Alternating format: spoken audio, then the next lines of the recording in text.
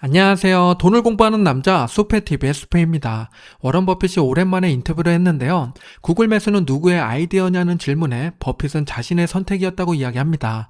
당연히 최종 결정권은 에이블에게 있지만 항상 함께 상의하고 결정한다고 하는데요.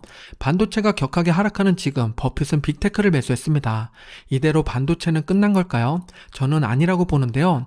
이번 주 증시 브리핑과 함께 반도체와 구글을 자세히 분석해 보겠습니다. 시작 전에 이런 영상을 계속 받아보고 싶으시다면 구독과 좋아요 그리고 따뜻한 댓글 부탁드립니다. 여러분의 관심이 저를 행복하게 합니다. 감사합니다.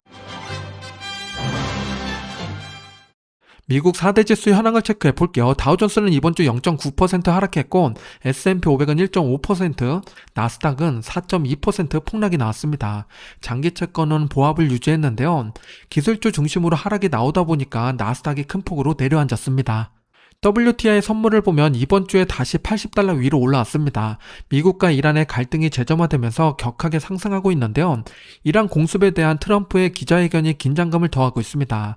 호르무즈 해협 봉쇄가 장기화되면 유가는 $100까지 올라갈 수 있는 전망이 나오고 있는 상황입니다. S&P 500을 보면 반도체를 중심으로 기술주의 하락이 눈에 띄죠. 이번 주에는 중국의 공짜 AI 때문에 반도체의 하락이 더욱 커졌습니다. 수요는 대단한데 선반영된 부분이 있기 때문에 미래 전망이 꺾일까봐 두려워서 매도하는 투자자가 늘어나고 있습니다. 크게 하락한 기업으로 샌디스크 마이너스 29%, 마이크론과 인텔은 마이너스 13%입니다. 반대로 애플은 5.8% 상승했는데요. 서버용 AI 반도체 기업을 인수하겠다는 기사가 나왔습니다. 현금을 안 쓰고 버티던 애플이 움직이자 주가는 반응했죠. 장중에는 잠시나마 엔비디아의 시총을 탈환했었습니다. 다른 기업을 하나 더 보면 가운데 넷플릭스가 있는데요. 실적은 선방했는데 3분기 성장 둔화 전망에 주가는 6% 하락했습니다.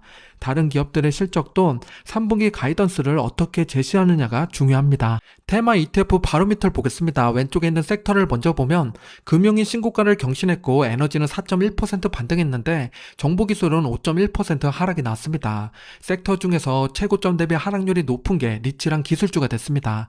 가치랑 성장을 놓고 보면 대형 성장주가 2.4%로 가장 많이 빠졌고요. 배당에서는 리츠가 2.3% 올랐습니다.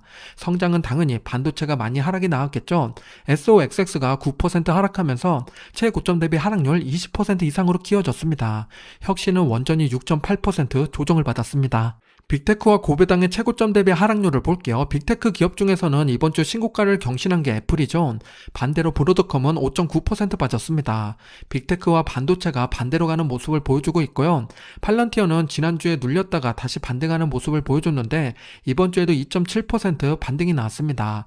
고배당 쪽에서는 알트리아가 신고가를 경신했고 에브비랑 리얼티인컴이 2.5%, 3.2% 상승했습니다. 브로드컴의 주가 차트를 보면 아쉽게도 다시 하락했는데요. 지난 저점을 깨고 내려오진 않았습니다. 인텔 같은 경우는 $100를 깨고 내려왔기 때문에 다음 지지선이 불확실해졌지만 브로드컴은 다행히 $360 위에서 머물고 있습니다. 지금 반도체 기업에 투자하고 계신다면 내 종목이 지지라인을 잘 지키고 있는지 꼭 점검하셔야 됩니다. 그래야 반등할 때도 더 단단하게 상승합니다. 리얼티인컴은 주봉 차트를 가져왔습니다. 차트를 보면 대단하진 않지만 3년째 천천히 우상향하고 있죠. 이번 달에 상승폭을 키우면서 박스권 하단에서 벗어나고 있습니다. 현재 배당률은 4.95%로 여전히 매력적인 구간이고요. 혹시라도 기준금리가 내려간다면 채권의 매력도 떨어지겠죠. 리얼티인컴은 그때 빛을 보게 될 겁니다. 아직은 먼 이야기지만 그래도 미리미리 챙겨보는 게 좋겠습니다. 주가와 환율을 함께 놓고 볼게요. 이번 주 S&P 500이 1.5% 하락했고 환율은 0.8% 빠졌습니다. 그래서 환율이 1,400원대로 내려왔는데요. 우리 주식계좌는 가만히 들고 있었다면 2.3% 조정을 받았습니다. 해외 종목 매매 현황을 보면 지난주와 동일하게 SOXL의 매매가 가장 활발하죠. 매도 물량이 1조 3천억 원이 넘습니다. 하지만 순매수가 8,630억 원으로 추가 매수하는 사람이 더 많다는 이야기죠. 레버리지 투자는 정말 위험한데 불안합니다. 제발 소량으로 접근하시길 바라고요. 다음으로 순매수 2위는 미국에 상장된 SK하이닉스입니다. 7,754억 원의 순매수가 들어왔는데요. 지난주에 굳이 미국에 상장된 SK하이닉스를 매수할 필요 없다고 말씀드렸는데 여전히 매수가 많습니다. 왜 그런 걸까요? 환차까지 고려해서 투자하는 걸까요? 이유를 아시는 분이 있다면 말씀해 주시면 좋겠습니다. 반도체 ETF 차트를 보겠습니다. 왜곡을 없애기 위해서 일반 차트를 가져왔는데요. 기술적 분석으로 보면 지지선을 깨고 내려온 상태죠. 단기 투자자라면 어젯밤에 손절하고 나와야 할 자리입니다. 그런데 한 가지 말씀드리고 싶은 게 있는데요. ETF는 기술적 분석으로 접근하면 안 됩니다. 왜냐하면 여러 종목이 섞여 있기 때문에 의미가 좀 사라지게 되죠. 길게 보고 트렌드를 보는 건 맞지만 단기 투자자인데 ETF를 가지고 분석하는 것은 오차와 괴리가 심하게 납니다. 마이크론의 차트를 비교해서 보면 여기는 지지라인을 지키고 있죠. 마이크론의 지지선은 795달러입니다. 다음 주 반등이 나오면 아름다운 조정 차트가 만들어지는 건데요. 아직 방향을 확실히 알 수 없지만 손절할 자리는 아닌 거죠. 내가 투자하고 있는 종목이 있다면 기업으로 분석해서 접근하시길 바랍니다. 순매수 2위를 차지한 SK 하이닉스의 주가 차트를 볼게요. 상장한 지 6일이 지났고 하루에도 10%는 우습게 움직이죠. 차트가 살벌한데요. 레버리지처럼 움직이고 있습니다. 한국과 비교해보면 수익률이 다르죠. 하루 시차를 두고 봐도 쫓아가지 않습니다. 그만큼 프리미엄과 페널티가 적용되고 있다는 건데요. 미국에서 프리미엄을 더 챙기고 싶은 분들도 계실 겁니다. 하지만 프리미엄이 계속된다면 매도할 때도 비싸게 팔 수밖에 없겠죠. 그럼 똑같은 겁니다. 그래서 그런 편차를 노리고 투자한 건 맞지 않고요. 지금은 초기라서 다른 주식처럼 움직이고 있지만 시간이 지나면 어느 정도 흐름을 맞춰갈 겁니다. 현재로서는 변동성이 심하다 보니까 그럴 여력이 없는 거죠. 심지어 한국은 금요일 휴장이었습니다. 다행히 미국은 1% 플러스로 마감했지만 일본의 키옥시와는 크게 하락했죠. 어려운 수싸움이 계속되고 있습니다. 국내 상장 해외 ETF의 수익률을 보면 반도체 인버스가 1위를 차지했고 금융과 빅테크가 순위에 들어왔습니다. 반대로 지난주에 크게 올랐던 중국 관련 ETF들은 조정을 받았고 반도체와 우주항공도 함께 하락했습니다. 우리 주식계좌의 중요한 이슈가 되는 이번 주 기사 5가지를 보겠습니다. 첫 번째는 미국 소비자 물가 지수인데요. 6년 만에 처음으로 월간 하락을 보였습니다. 금리 인상 압박이 일부 완화되는 모습이죠. 전년 대비 CPI 상승률을 보면 4.2%에서 3.5%로 크게 내려왔죠. 물가가 하락한 것은 아니지만 상승 속도가 둔화되면서 정점을 찍었다는 기대가 커지고 있습니다. 시장은 긍정적으로 받아들이고 있습니다. 전월 대비 가격이 내려간 품목을 보면 휘발유를 비롯해서 에너지 가격이 큰 폭으로 하락했고요. 자동차 보험과 전기요금, 의료 가격도 함께 내려오면서 물가 부담을 낮추고 있습니다. 추가로 이번 주에 공개된 연준의 베이지복을 보면 미국 경제는 회복과 부담이 동시에 나타나고 있습니다. 고용이 다시 살아난다면 금리 인하 속도는 늦어질 수 있고 AI 데이터 센터 투자는 제조업을 넘어 전력과 변압기, 철강까지 확산되고 있습니다. 반면 기업은 원가 상승을 가격에 충분히 반영하지 못하고 소비자 신용에서는 부실 조짐까지 나타났습니다. 성장은 이어지지만 그 비용이 점점 커지고 있습니다. 이번 주 시장을 보면 CPI 발표와 베이지복 공개 이후에 빅테크가 상대적으로 강한 모습을 보여줬죠. 애플은 5.8%, 마소는 2.3%, 아마존은 0.8% 상승했습니다. 나스닥이 4.2% 하락하는 동안에 전혀 반대의 모습을 보여준 건데요. 그 배경에는 금리 인하 기대가 있습니다. 기술주 전반의 호재지만 AI 투자로 막대한 자금이 필요한 빅테크에게는 자금 조달 부담을 낮춰주는 금리 인하 기대가 강한 호재였습니다. 빅테크에 집중 투자하는 MAGS ETF 차트를 보면 한 달 동안 하락한 반도체와 반대의 그림을 그리고 있죠. 이번 빅테크 실적 발표에서 캐펙스 투자를 늘린다면 반도체는 상승으로 전환될 수 있지만 빅테크는 다시 조정받을 수 있는 구간입니다. 두 번째 기사는 TSMC의 실적 발표인데요. 2분기 순이익이 77%나 늘었습니다. 전망치를 크게 웃돌았는데 반도체 시장에는 분위기가 좋지 않았죠. ASML도 실적은 좋았는데 시장은 반대로 갔습니다. TSMC의 실적을 뜯어보면 하락한 이유를 찾기가 쉽지가 않죠. 매출과 EPS 모두 예상치보다 높게 나왔고 매출 가이던스도 기대 이상이었습니다. 그런데 EPS가 다음 분기에는 4.23으로 살짝 내려오죠. 당연히 예상치보다 높게 나오겠지만 마진은 다시 정상 궤도로 내려올 수 있다는 가능성이 높아졌습니다. 추가로 TSMC 실적에서 중요하게 봐야 될 포인트 4가지를 정리했습니다. 그 중에서도 저는 3분기 매출 가이던스가 가장 눈에 들어왔는데요. 전망 범위가 445억 달러에서 458억 달러를 제시했습니다. 성장 흐름이 이어지고 있다고 볼 수 있겠죠. AI 수요에 대한 우려가 반복되고 있지만 TSMC의 숫자는 아직 꺾이지 않았습니다. 결국 지금도 가장 확실하게 돈을 벌고 있는 반도체 기업은 TSMC입니다. 분기별 매출 성장률을 보면 흐름이 더 선명해지죠. 지난해 4분기 5.7%까지 둔화되며 주춤하는 듯 했지만 올해 들어 성장률이 다시 크게 올라왔습니다. 반도체 주가도 이 시기부터 함께 상승이 나왔는데요. 이번 3분기 가이던스도 중간가 기준으로 전분기 대비 13.9% 성장을 예상하고 있습니다. 성장 기울기는 조금 완만해졌지만 TSMC의 생산 능력을 넘어설 만큼의 수요가 여전히 진행되고 있습니다. 그런데 TSMC 실적 발표하는 날 주가 차트를 보면 분위기가 정반대였죠. 키옥시아는 장중 하한가까지 내려갔었고 SK 하이닉스는 13.7%, 샌디스크는 12.6% 급락했습니다. TSMC의 실적과 가이던스는 여전히 견조했지만 시장은 이미 높아진 기대와 단기 과열에 더 민감하게 반응했습니다. 지금은 앞서간 주가가 먼저 조정받고 있습니다. 블룸버그에서 전망한 마이크론의 순이익을 보면 올해 830억 달러이고 내년에는 1760억 달러입니다. 올해와 내년이 기대되는 전망이죠. 최근 1년간 주가가 7배 이상 올라서 피로가 쌓였는지 현재 마이크론은 고점 대비 32% 하락한 상태입니다. 마이크론뿐만 아니라 엔비디아와 브로드컴의 전망도 좋은데요. 2027년에 반도체 시장의 이익은 7천억 달러를 넘어설 걸로 보입니다. 대부분의 수익은 세계 기업이 차지할 텐데요. 우리의 투자도 마진을 많이 남기고 있는 기업에 관심을 가져야 됩니다. 우리가 조심해야 될 때는 공장이 지어진 시점인데요. 마진을 갉아먹는 가격 경쟁이 시작되는 순간을 지켜봐야 됩니다. 세 번째 기사는 블랙록의 실적 발표입니다. 운용자산이 사상 처음 2경 원을 넘었다고 하는데요.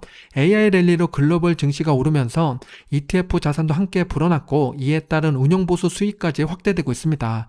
직접 AI 기업에 투자하지 않아도 자금이 시장으로 들어올수록 돈을 버는 블랙록의 구조가 다시 한번 확인됐습니다. 블랙록의 주봉 차트를 보면 최근 3주 동안 강한 V자 반등이 나왔습니다. 그동안 고점이 계속 낮아지면서 하락 추세가 깊어지는 거 아니냐는 우려가 있었는데요. 이번 반등으로 이전 낙폭을 빠르게 회복하면서 걱정을 한 번에 덜어냈습니다. 운용자산 증가가 실적으로 확인된 만큼 이제는 반등이 추세 전환으로 이어지는지가 중요하겠습니다. 저는 블랙록을 관심 있게 지켜보고 있는데요. 이번 실적 발표에서 보여준 성과가 상당했습니다. 운용자산은 22% 증가했고 순유입자금은 3배 가까이 늘어났습니다. 매출과 영업이익도 함께 성장했는데 중요한 것은 영업이익 증가율이 더 높다는 거죠. 규모가 커질수록 비용 효율이 좋아지고 이익은 더 빠르게 늘어나는 구조가 확인됐습니다. 저는 매주 해외 주식 매매 동향을 보고 있는데요. 어느 순간 기업보다 ETF의 매매 포지션이 많아짐을 느끼고 있습니다. 한국뿐만 아니라 미국에서도 같은 모습이 포착되고 있는데요. 개인들의 ETF 순매수가 코로나 이후에 크게 늘어나고 있습니다. 총 거래 금액을 보면 작년부터 추세가 꺾이지 않고 계속 오르고 있죠. 통화량이 늘어나면서 자연스럽게 주식으로 돈이 유입되고 있습니다. 블랙록으로 다시 돌아와서 ETF 자금 유입을 보면 의외의 결과가 나왔는데요. 가장 많은 자금이 들어온 자산은 주식이 아니라 채권이었습니다. 2위인 주식과도 200억 달러나 차이가 나죠. AI 랠리로 증시가 올랐지만 변동성을 견디지 못한 자금은 채권으로 이동했습니다. 상승장 안에서도 투자자는 수익과 안전을 동시에 챙기고 있습니다. 수익과 안전을 챙기는 대표적인 인물은 역시 워런 버핏이죠. 최근까지도 현금성 자산을 계속 늘리고 있습니다. 그 중에서 단기 채권이 3,390억 달러인데요. 요즘 초단기 채권의 이자가 좋기 때문에 버핏은 좋은 투자처를 찾기 전까지 현금을 계속 쌓아둘 거라고 이야기하고 있습니다.